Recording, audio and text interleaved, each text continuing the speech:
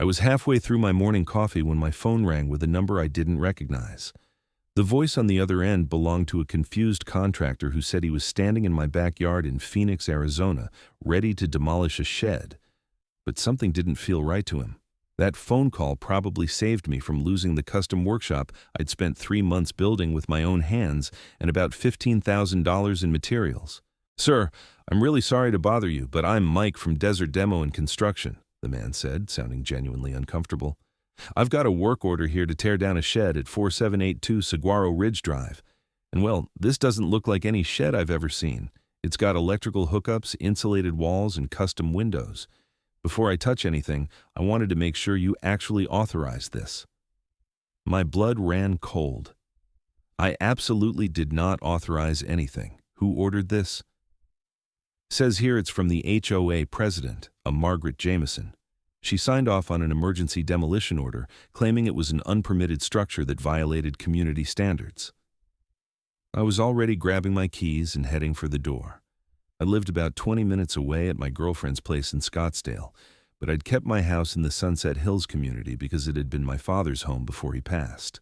The workshop out back was my sanctuary, where I restored vintage motorcycles and worked on custom furniture pieces that I sold online. "Don't touch a single thing," I told Mike firmly. "I'm the homeowner, Liam Anderson, and I'll be there in 15 minutes. That's not a shed. It's a permitted workshop that cost me more than some people's cars. If you lay one finger on it, I'll sue your company and whoever sent you." "I'm not touching anything, sir. This whole thing felt off from the start. I'll wait right here." I made it to the house in 12 minutes, breaking a few speed limits along the way. When I pulled into my driveway, I found not just Mike the contractor with his small excavator and tools, but also Margaret Jamison herself, standing in my backyard with her arms crossed and a look of pure indignation on her face. She was a 52-year-old woman with an asymmetrical blonde bob that probably cost more than my monthly mortgage payment, wearing white capri pants and a pastel pink blouse, despite the Arizona heat already climbing toward 90 degrees at 9 in the morning. "What exactly do you think you're doing, Liam?" Margaret demanded the moment she saw me. "You can't just call off authorized HOA enforcement actions. This is community business." I ignored her completely and walked straight to Mike, extending my hand. "Liam Anderson, homeowner. Thank you for calling me instead of just following orders blindly." Mike shook my hand, looking relieved. "Mike Cordova. Look, I've been in this business for 20 years, and I've learned to trust my gut. That's not a shed, and I wasn't going to destroy someone's property without confirmation." "That is a shed, and it's an eyesore that violates our community standards." Margaret's voice had that particular shrill quality that I'd come to associate with her over the past year. She'd been elected HOA president after running unopposed, mostly because nobody else wanted to deal with the headache. Since then, she'd made it her personal mission to turn our quiet neighborhood into her vision of suburban perfection. I turned to face her properly for the first time. "Margaret, that's a fully permitted workshop. I have all the documentation from the city of Phoenix. I filed for permits, had inspections, and passed everything with flying colors. It's a legal structure on my property." "You didn't get HOA approval," she shot back, pulling out a thick folder from her oversized designer handbag. "According to our CC and RS, any structure over 100 square feet requires Architectural Review Committee approval. You built a 400-square-foot building without submitting plans or getting our permission. That's grounds for immediate removal at the owner's expense." This was news to me. I bought this house 2 years ago. My real estate agent and the title company both confirmed that HOA membership was optional in Sunset Hills because the development was built in 1987, before mandatory HOA participation became standard in Arizona. Margaret's smile was the kind that didn't reach her eyes. "Things changed last year. We had a special election and updated our governing documents. All properties are now required to be HOA members, and all existing structures had to be registered within 90 days. You missed the deadline, which means your workshop is considered unpermitted." I pulled out my phone and started recording. "Let me get this straight. You held a special election that I was never notified about, changed rules that fundamentally alter my property rights, and are now trying to demolish a legal structure that I built with city permits because I didn't register it with an organization I didn't know I was required to join?" "You were notified. We sent letters to all residents." Margaret's confidence didn't waver, but I saw Mike shifting uncomfortably beside his excavator. I never received any letter. What address did you send it to? For the first time, she hesitated slightly. The address on file with the county assessor. Which is this address where I don't currently live? You mailed important legal documents to a house you knew was vacant most of the time, didn't follow up with certified mail or personal service, and now claim I was properly notified?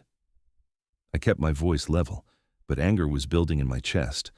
That's not going to hold up legally, and you know it. Margaret's expression hardened into something uglier. The demolition order stands. Mike, I'm paying you to do a job. Do it. Mike held up both hands. Madam, with all due respect, I'm not touching this property.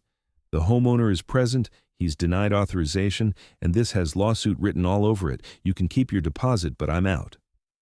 I'll sue your company for breach of contract. Margaret's face was turning an alarming shade of red. Go ahead, Mike said calmly. My contract specifically states that we verify authorization before any demolition work, especially on occupied residential properties. I verified, and the homeowner says no. We're done here. He nodded to me. Good luck, Mr. Anderson. You're going to need it with this one. As Mike loaded his tools back onto his truck and drove away, Margaret turned her fury fully on me. You think you're so clever, don't you? This isn't over. That structure comes down one way or another. I'll fine you $1,000 a day until you comply, and I'll put a lien on your property. You'll never be able to sell this house. Try it, I said quietly, and I'll see you in court for harassment, trespassing, and attempted destruction of property. I'm guessing the rest of the board doesn't even know you're out here trying to illegally demolish my workshop, do they? Her silence was answer enough. Margaret was acting on her own authority, or lack thereof. She spun on her heel and marched back to her white Lexus SUV parked on the street, calling over her shoulder, "You have 30 days to remove that structure or face the consequences." After she drove off, I spent the next hour documenting everything with photos and videos. I took detailed shots of my workshop from every angle, showing the professional construction, the electrical panel installed by a licensed electrician, the permits still posted on the interior wall, and the overall quality of the work. Then, I went inside the main house and searched through 2 years of mail that I'd been having forwarded to my girlfriend's address. Sure enough, in a box of junk mail and random solicitations, I found 3 letters from the Sunset Hills HOA dated from 14 months ago. They'd been forwarded but looked like spam, printed on cheap paper with no official markings. The first announced a community meeting to discuss exciting new improvements.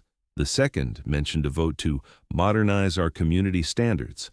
The third, sent 90 days after the second, stated that all properties were now required HOA members and demanded registration of all structures within 90 days. None of them looked remotely official. There were no legal disclaimers, no clear explanation that property rights were being fundamentally altered, and no mention of the option to opt out or object. If I hadn't been specifically looking for them, I would have thrown them away as junk mail, which I apparently had done initially. I called my attorney, a sharp woman named Patricia Chen, who'd helped me with my father's estate. She listened to the whole story without interrupting, then let out a long sigh. "Liam, this is a mess, but you're in a better position than you might think," Patricia said. "First, let's verify something. Pull up your property deed and look for any HOA covenants." I found the deed in my files and scanned through it. Nothing. There's no mention of an HOA at all. Perfect. That means the HOA's claim that they can retroactively force you to join is legally questionable at best. In Arizona, an HOA can't unilaterally add properties to its membership without the property owner's consent, especially if the original deed didn't include HOA covenants. They'd need you to sign amended documentation. I never signed anything. Then their entire premise is flawed. However, they might argue that you had constructive notice through their mailings. We'll need to counter that the mailings were insufficient for such a significant change in property rights. Did they use certified mail? Regular mail forwarded to another address. Even better for our case. Now, about the demolition attempt. That's where things get serious for them. Ordering destruction of property without legal authority is potentially criminal. Did you get the contractor's information? I had Mike's business card, and had already sent myself the recording of our conversation.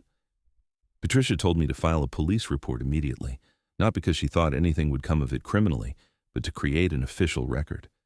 Then she'd draft a cease and desist letter to Margaret and the HOA board, followed by a lawsuit if they continued their harassment. The Phoenix Police Department was less than enthusiastic about taking my report. The officer who responded to the non-emergency call listened to my story, looked at my documentation, and seemed sympathetic, but ultimately told me it was a civil matter unless actual property damage occurred. If they come back and actually destroy something, call 911 immediately, Officer Rodriguez advised. But right now, this is contract and property law stuff. You need a lawyer, which it sounds like you already have.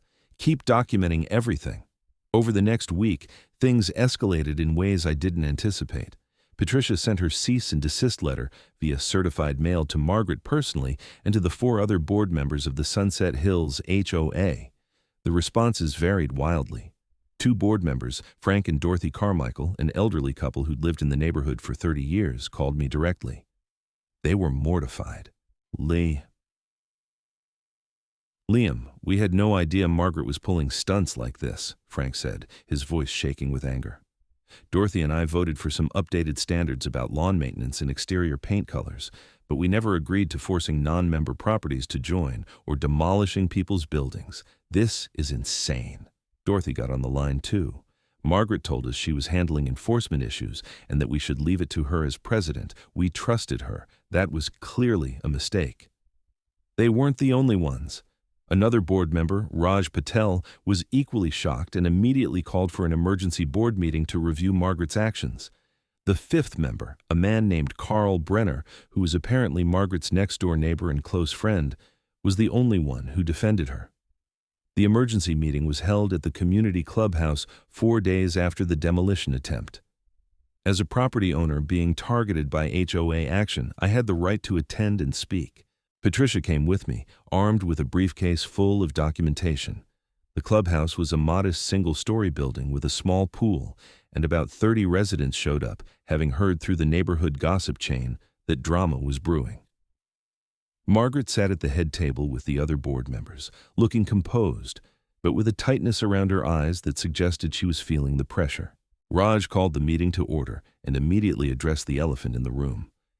We're here to discuss the unauthorized demolition order issued against Liam Anderson's property. Margaret, would you like to explain why you ordered the destruction of a structure without bringing it to the full board for a vote? I was acting within my authority as president, Margaret said, her voice steady. The CC and Rs give me the power to address immediate violations that pose a threat to community standards. Mr. Anderson's oversized shed was constructed without HOA approval and represents a violation of our architectural guidelines. Patricia stood up. May I address the board? Raj nodded. Please. I'm Patricia Chen, Mr. Anderson's attorney. First, let's establish that my client's property was never legally subjected to HOA authority. The original deed contains no HOA covenants, and Mr. Anderson never consented to join the HOA. Your mailings from last year do not constitute legal notice sufficient to alter fundamental property rights. Second, even if we assumed HOA authority existed, which we don't concede, the structure in question is not a shed. It's a permitted workshop built with full approval from the City of Phoenix. I have copies of all permits and inspection reports. Third, ordering demolition without board approval, without proper notice and hearing, and without legal authority is not just a violation of your own bylaws, it's potentially criminal destruction of property. Margaret's composure cracked slightly. His property is within the Sunset Hills development boundaries. That makes him subject to our authority. Actually, it doesn't, Patricia countered. Not without HOA covenants in the deed or the owner's explicit consent. You can't unilaterally annex properties into HOA control. That's established Arizona case law. Would you like me to cite the specific precedents? The room had gone completely silent. Frank spoke up next. Margaret, did you consult with our HOA attorney before issuing this demolition order? I didn't think it was necessary. The violation was clear. Did you bring this to the board for a vote? As president, I have discretionary authority for enforcement actions. Raj flipped through a copy of the bylaws. Actually, you don't. Section 7, subsection C states that any enforcement action involving structural modifications or removals requires a majority board vote. You acted unilaterally without authority. Dorothy leaned forward. Margaret, did you even verify that Liam was legally a member of this HOA before you tried to demolish his property? The silence that followed was damning. Finally, Margaret said, "He lives in Sunset Hills. That makes him a member."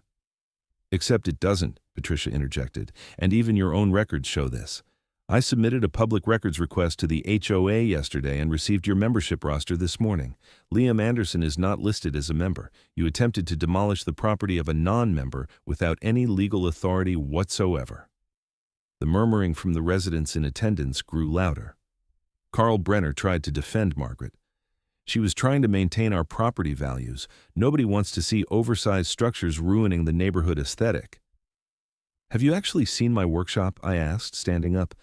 "It's in my backyard, barely visible from the street, professionally constructed, and matches the style of my house. I have photos here. Would anyone like to see them?" I pulled out my tablet and passed it around. The reactions were telling. Most residents seemed impressed by the quality of the construction. A few commented that they'd love to have something similar.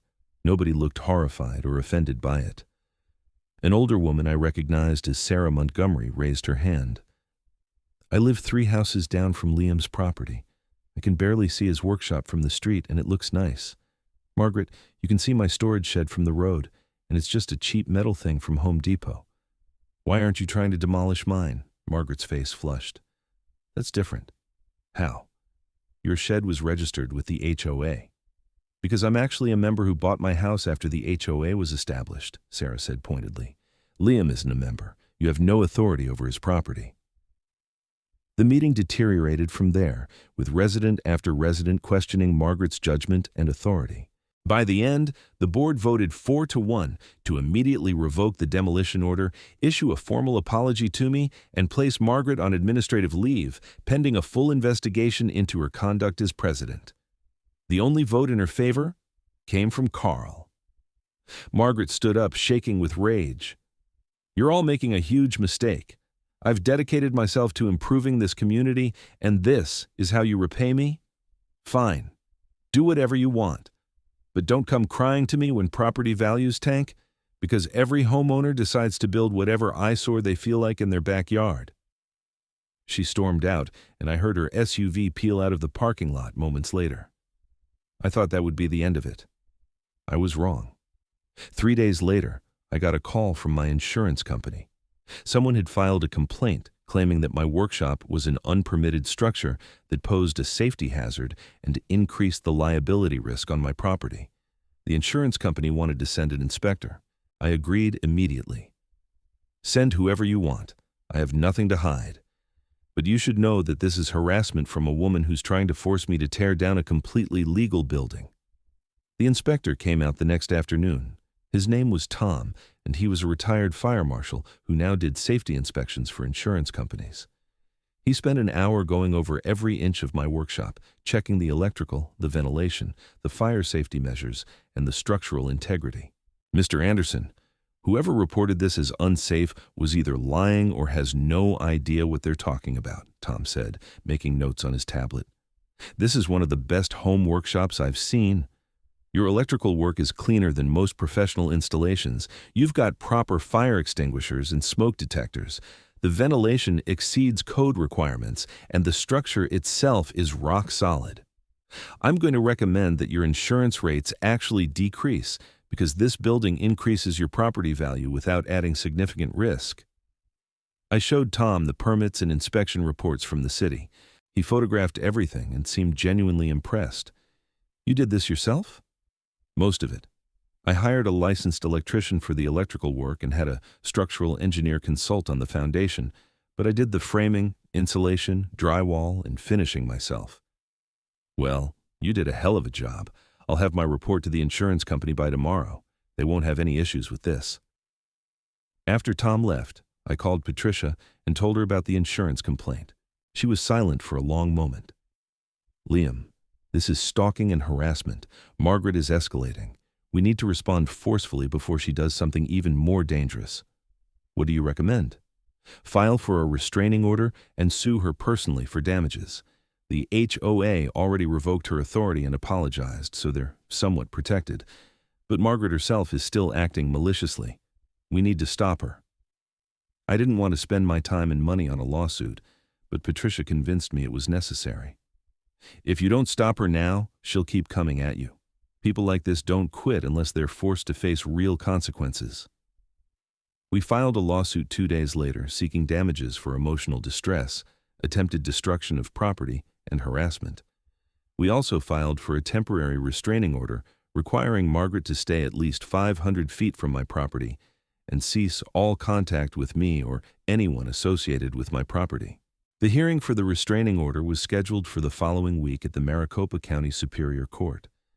I'd never been involved in anything like this before, and walking into that courtroom was intimidating, despite Patricia's reassurances.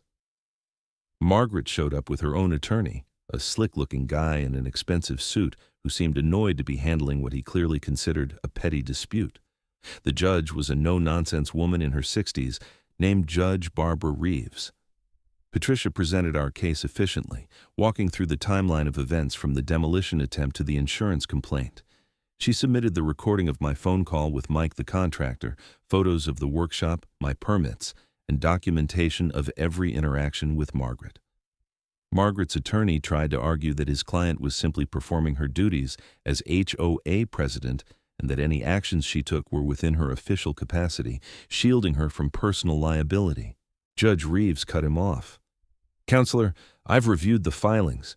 The HOA board itself revoked Ms. Jamison's actions and placed her on administrative leave. They clearly believe she exceeded her authority. Are you arguing that the board itself is wrong about its own bylaws?"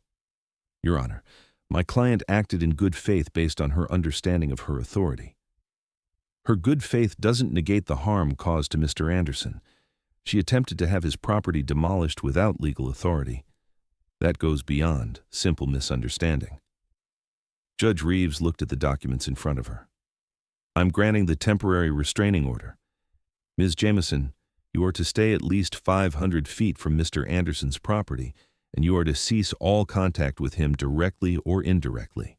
This includes filing complaints with insurance companies, city agencies, or any other entities on his behalf. Do you understand?"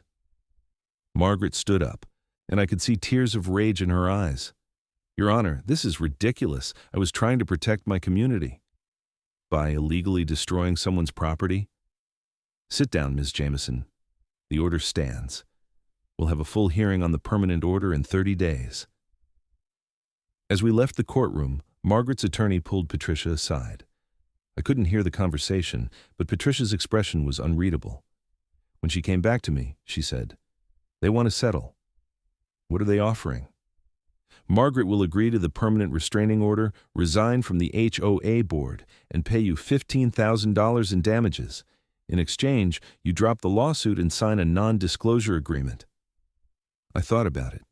$15,000 would cover what I'd spent on the workshop and my legal fees so far, but something about it felt wrong. "What does the NDA entail?" "You can't discuss any of this publicly or warn other homeowners about her behavior." "No deal. I'm not covering up what she did so she can go pull this same garbage on someone else." Patricia smiled. "I was hoping you'd say that. Let's go to trial." Except we didn't make it to trial because Margaret couldn't leave well enough alone. A week after the restraining order was issued, I was at the house working in my workshop when I heard glass breaking. I ran outside to find that someone had thrown a rock through one of the custom windows I'd installed. I called the police immediately. While I was waiting for them to arrive, I checked my security cameras. I'd installed a system a few days earlier on Patricia's advice, and I was glad I had. The footage clearly showed a black sedan driving slowly past my house, stopping briefly, and someone in the passenger seat throwing something before the car sped off. The license plate was partially visible. It wasn't Margaret's white Lexus, but something about the car looked familiar. When Officer Rodriguez arrived to take the report, she reviewed the footage and ran the plate. "That vehicle is registered to a Carl Brenner at an address here in Sunset Hills," she said, looking up at me. "Does that name mean anything to you?" "He's on the HOA board. He's the only one who defended Margaret during all this mess." Officer Rodriguez's expression turned serious. So we have a member of your HOA board who is friends with a woman who has a restraining order against her because she tried to illegally demolish your property, driving by your house and committing vandalism. That's not a coincidence. She made some calls, and within an hour, a detective showed up. Detective James Martinez was with the Phoenix PD's Property Crimes Unit and seemed genuinely interested in the case once he understood the context. "Mr. Anderson, this has gone beyond a civil HOA dispute," Detective Martinez said. "We're looking at criminal vandalism at minimum, potentially conspiracy if we can prove Ms. Jamison directed Mr. Brenner to damage your property. That would also be a violation of the restraining order." "What do you need from me?" "Everything you have, all documentation, recordings, camera footage, the whole timeline. And I want to talk to your attorney about coordinating our investigation with your civil case." I called Patricia and put her on speaker. She and Detective Martinez talked for 20 minutes, with Patricia agreeing to share relevant information while protecting attorney-client privilege.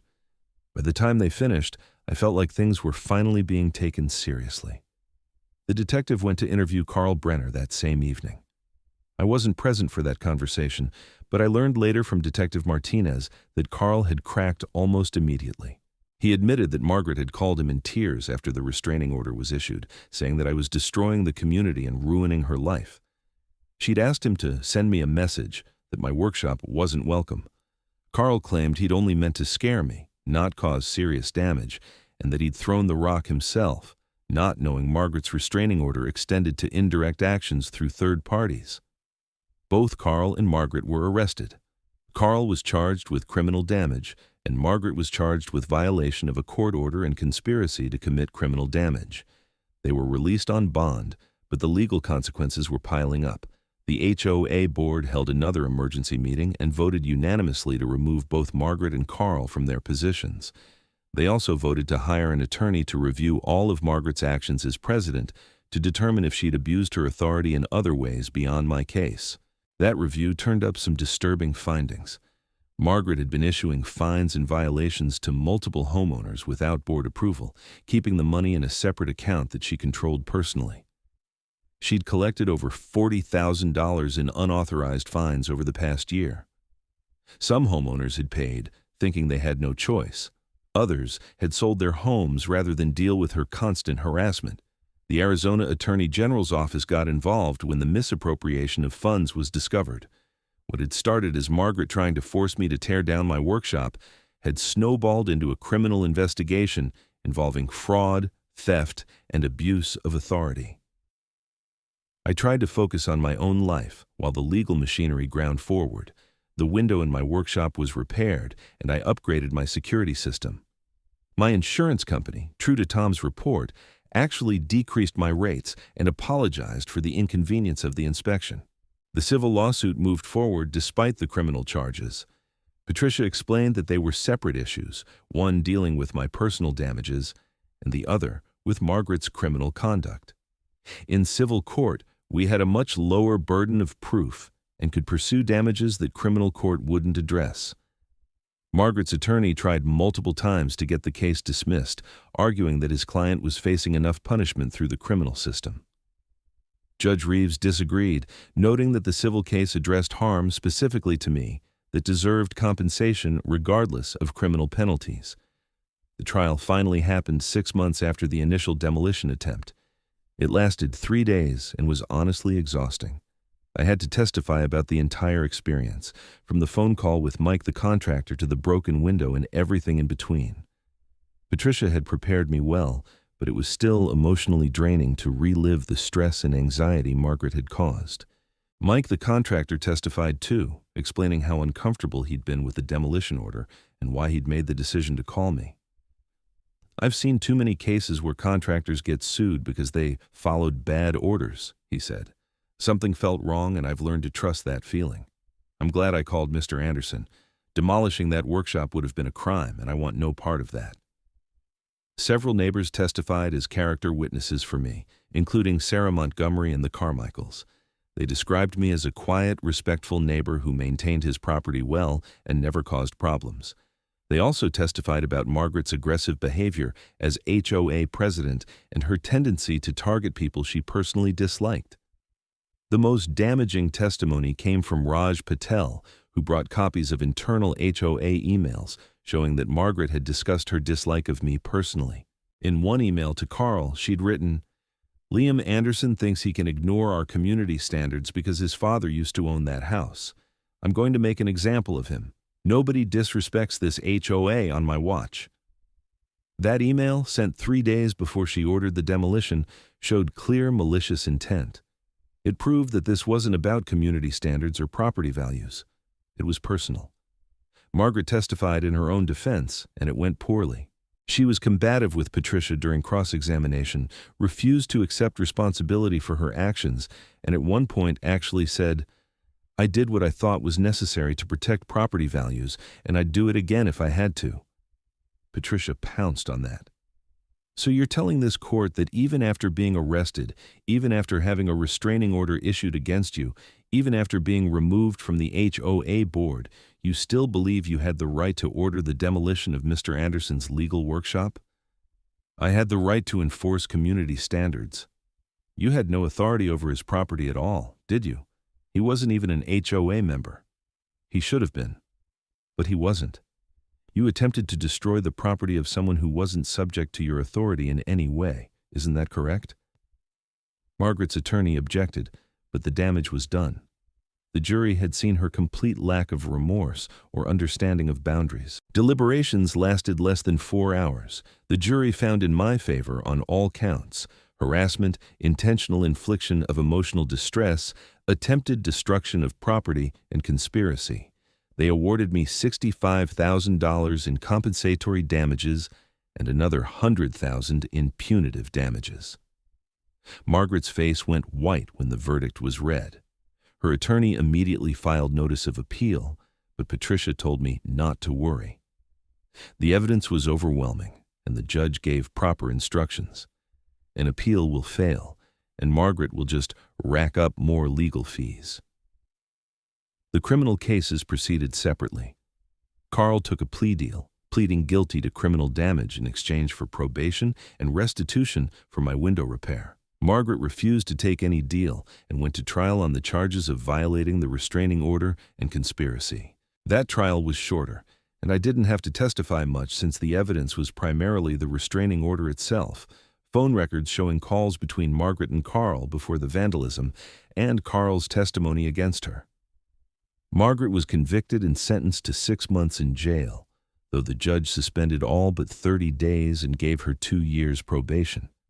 The fraud charges related to the misappropriated HOA funds were more serious. The Attorney General's office prosecuted aggressively, and Margaret was ultimately convicted of theft and fraud. She was sentenced to 18 months in state prison and ordered to repay the $40,000 plus penalties. Her attorney filed appeals on everything, but one by one they were denied. Margaret exhausted her savings on legal fees, lost her house to pay the civil judgment to me, and eventually reported to the Arizona State Prison Complex to serve her sentence. I'd like to say I felt good about the outcome, but mostly I just felt tired. The whole ordeal had taken nearly a year and a half from start to finish. I'd won everything I could possibly win in court, but it had consumed enormous amounts of my time, energy, and emotional bandwidth. The Sunset Hills HOA underwent major reforms after Margaret's removal. The new board, led by Raj Patel as president, hired a professional management company and rewrote the bylaws to include proper checks and balances. They also formally acknowledged that several properties, including mine, were not subject to HOA authority due to their pre-HOA deeds and the lack of owner consent. Raj apologized to me personally several times. We should have been paying attention to what Margaret was doing. We trusted her, and that was a mistake. You paid the price for our negligence. I appreciated the apology, but I made it clear I had no interest in joining the HOA voluntarily. No offense, Raj, but I've seen what HOA power can become in the wrong hands. I'll maintain my property, be a good neighbor, and stay independent. He understood completely. The money from the judgment took months to collect. Margaret's house sold in a short sale that didn't cover the full amount, and I had to work with a collections attorney to pursue her other assets. Eventually, I recovered about $120,000 of the $165,000 awarded, which after legal fees left me with a modest profit and the satisfaction of holding Margaret accountable. I used some of the money to make my workshop even better, adding equipment I'd been wanting and upgrading the climate control system. It felt good to improve the space that Margaret had tried so hard to destroy. The broken window was replaced with impact-resistant glass that could withstand pretty much anything short of a baseball bat. I kept the original broken glass in a frame in my workshop as a reminder of what happens when petty tyrants get a little bit of power and let it go to their heads. Life slowly returned to normal. I finished several motorcycle restoration projects and started getting commissions from collectors who'd seen my work online. The furniture side of my business grew too, with custom pieces selling well enough that I was able to quit my day job as an IT consultant and focus on craftsmanship full-time. My girlfriend, Emily, moved into the house with me about a year after everything settled. She'd been incredibly supportive throughout the whole mess with Margaret, accompanying me to court dates and helping me stay sane when the stress felt overwhelming. "You know what the craziest part of all this is?" Emily said one evening as we sat in the workshop while I put finishing touches on a walnut dining table. "If Margaret had just knocked on your door and asked nicely if you'd consider registering your workshop with the HOA, you probably would have done it." She was right. I'm not a difficult person, and I had nothing to hide. If Margaret had approached me respectfully, explained the HOA's concerns, and asked for cooperation, I likely would have worked with her. Instead, she'd chosen intimidation, deception, and illegal actions, and it had cost her everything. The last I heard, Margaret was released from prison after serving about 14 months with good behavior. She moved to Tucson to live with a sister and supposedly worked as a receptionist at a dental office. Her attorney eventually stopped filing appeals when it became clear that no court was going to overturn the verdicts. Carl Brenner sold his house in Sunset Hills and moved away too, embarrassed by his association with the whole scandal. His wife had divorced him during the legal proceedings, apparently fed up with his poor judgment and his loyalty to Margaret over his own family. The Sunset Hills community thrived under new management. Property values actually increased once word got around that the tyrannical HOA president had been removed and the organization reformed. People wanted to live in a neighborhood with reasonable rules and professional management, not under the thumb of someone like Margaret. I became something of a local legend in the community, the guy who stood up to the HOA and won. Neighbors would stop by occasionally to ask advice if they were having issues with city permits or property improvements. I was always happy to share what I'd learned, though I made it clear I wasn't a lawyer and they should consult professionals for serious issues. Sarah Montgomery became a good friend. She'd bring over cookies and we'd talk about neighborhood gossip, which mostly involved normal things like upcoming block parties and debates over whether to resurface the community pool. The drama of the Margaret era faded into history, something people mentioned with a mixture of disbelief and dark humor. One afternoon, about 2 years after the initial demolition attempt, I was working in the workshop when there was a knock on the door. I opened it to find a young couple, probably in their late 20s, looking nervous. "Hi, I'm sorry to bother you," the woman said. "I'm Rachel, and this is my husband, Tom. We just bought a house 2 streets over, and we heard you're the person to talk to about HOA issues." I invited them in and listened to their story. They wanted to build a small addition to their house for a nursery, and the HOA Architectural Committee had some questions about their plans. They were worried about pushback and had heard about my experience with Margaret. "First piece of advice," I told them, "the HOA is nothing like it was under Margaret. Raj and the new board are reasonable people. Submit your plans properly, address their concerns about aesthetics and setbacks, and you'll probably be fine. Second, make sure you're actually an HOA member. Check your deed. If you bought after 1990, you probably are, but verify. Third, keep copies of everything and document all communications. And fourth, don't let fear of the HOA stop you from improving your property. Know your rights, follow the actual rules, and don't be afraid to push back if someone oversteps their authority." They seemed relieved to hear that the HOA was functional now. Rachel asked, "Do you ever regret fighting back instead of just tearing down your workshop to avoid the hassle?" I looked around at the space I'd built, The tools and equipment I used almost every day, the projects in various stages of completion. Not for a second. This workshop represents my independence, my craftsmanship, and my rights as a property owner. Margaret wanted to take that away because she could, because she enjoyed the power. Letting bullies win just encourages more bullying.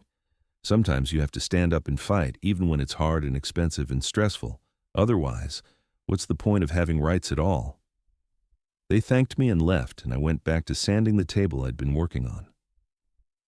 The afternoon sun streamed through the windows, including the one that had been broken and replaced. Everything about the workshop felt like a victory, not just over Margaret, but over the idea that someone could take away what I'd built with my own hands just because they had a title and an inflated sense of authority. The phone call from Mike the contractor had saved me from a disaster. His integrity and willingness to question an order that didn't feel right had prevented the destruction of something valuable. I'd sent him a thank you gift after everything settled, a custom-made knife with a walnut handle that I'd crafted myself. He'd called to thank me, and we'd stayed in touch occasionally. Good people deserve to be recognized and appreciated. As evening fell, I locked up the workshop and headed into the main house. Emily was cooking dinner, and the smell of garlic and herbs filled the kitchen. We'd made a life here in this house that my father had left me, in this neighborhood that had tested my resolve and my patience. I'd won the battle against Margaret and the corrupt HOA leadership she represented. More importantly, I'd proven to myself that standing up for your rights, even when it's difficult, is worth the effort. The justice system had worked, slowly and imperfectly, but it had worked. Margaret had faced consequences for her actions, both civil and criminal. The community had reformed and improved, and my workshop still stood, exactly as I'd built it, a testament to craftsmanship and the rule of law. Sometimes the good guys actually win. It just takes persistence, good legal counsel, and a healthy dose of refusing to back down when you know you're right. And maybe a contractor with integrity who makes a phone call instead of following bad orders without question. That phone call had changed everything, and I'd never forget it.